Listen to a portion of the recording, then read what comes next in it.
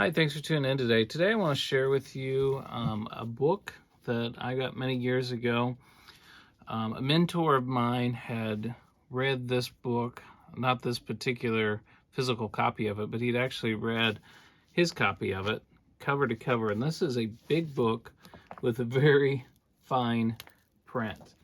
And it was so meaningful and impactful to him, he decided he was going to start at the very beginning. This is a Cyclopedia that starts at the letter A, works its way all the way through the alphabet, and he decided to read it all the way through.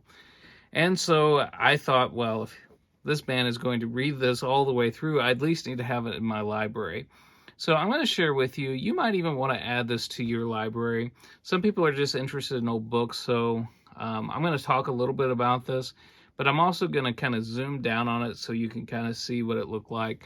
And I think it's neat, and I also think you may even want to add this to your library. So stay with me, we'll get into this.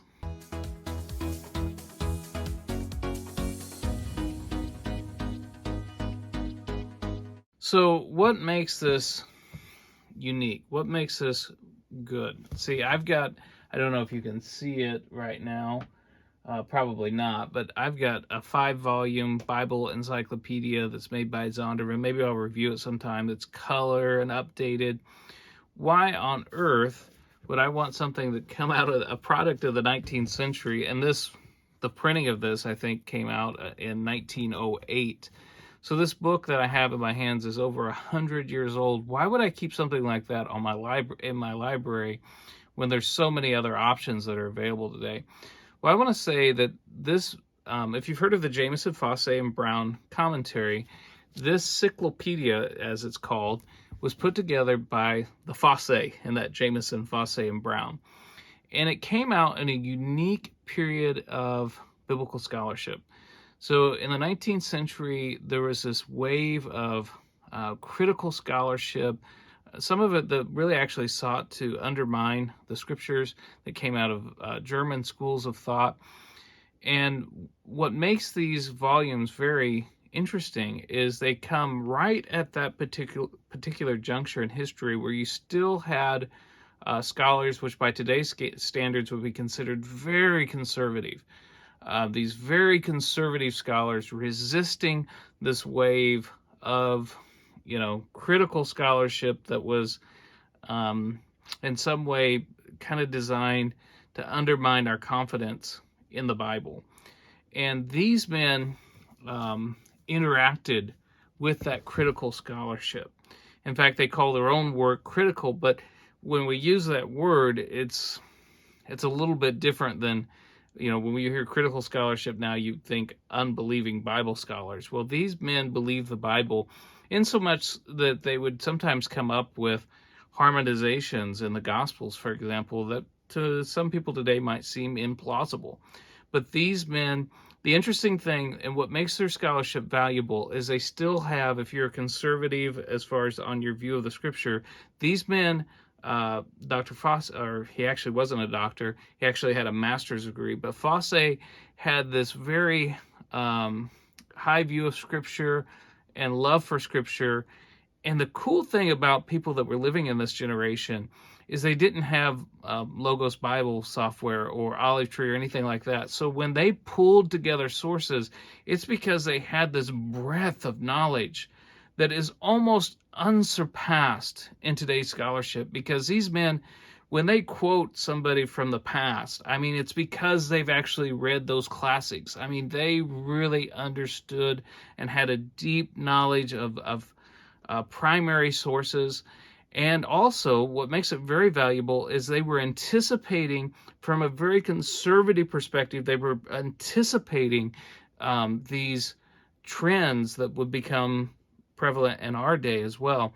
So if you're a person who has a very conservative view on the scriptures, you might find some of these old books very useful because they contain information as they're interacting with some of this very skeptical scholarship. They've got some information here that preserves and defends the integrity of the scriptures.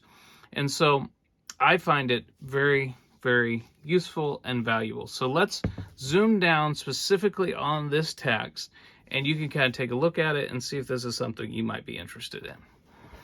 Well, here it is, the Bible Cyclopedia, Fausset. This is a pretty hefty volume, pretty thick. I don't know what the thickness on that is just off the top of my head, but I bet it's around 2 inches. Yeah, about 2 inches thick. And about 10 1/4, and maybe about 8 inches wide. It's a big volume, and the font size on it is quite small. It is chock full of information. Now, I like what it says here. Illustrated by 600 woodcuts. 1908 is the date there. And mine is sort of falling apart, sadly. But I actually kind of like that about it. It's always encouraging to me to think of other people who may have held and handled this volume before I did. And what I wanted to show you is the uniqueness of this volume. So not only does it give you standard Bible dictionary sort of stuff, but like take for instance, if you go over to 1000, hit 1000, see if I can find that. So look at this 1,000 years, and it gives a whole section, a very good section on Fausset's view on the millennium. So this, you can look at things like predestination, millennium, and things like that, and it will give you doctrinal information. It'll give you illustrations, doctrinal information, all sorts of things. Like if you look at the word number, and he'll go into some of the symbolism of the various numbers, like 12 and 40, and it's just loaded with information, and it has a holistic view of the scripture. So a lot of modern Bible dictionaries are written by several experts, and they'll, give expert information in a very narrow range. The neat thing about this is it has a holistic view on the Bible. And again, to me, it's just really staggering to think about the sort of work and information that went into this. Look at this, where he's talking about creation.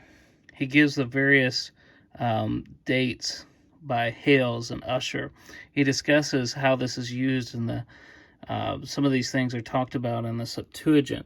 I mean, this is just 19th century scholarship at its finest, from what we would consider nowadays to be a conservative perspective.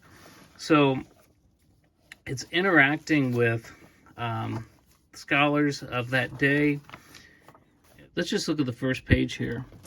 He says, "My aim in this work is to put within the reach of all Bible students, learned and unlearned alike, the fruits of modern criticism and research, and at the same time to set forth briefly and suggestively those doctrinal and experimental truths which the written word itself contains."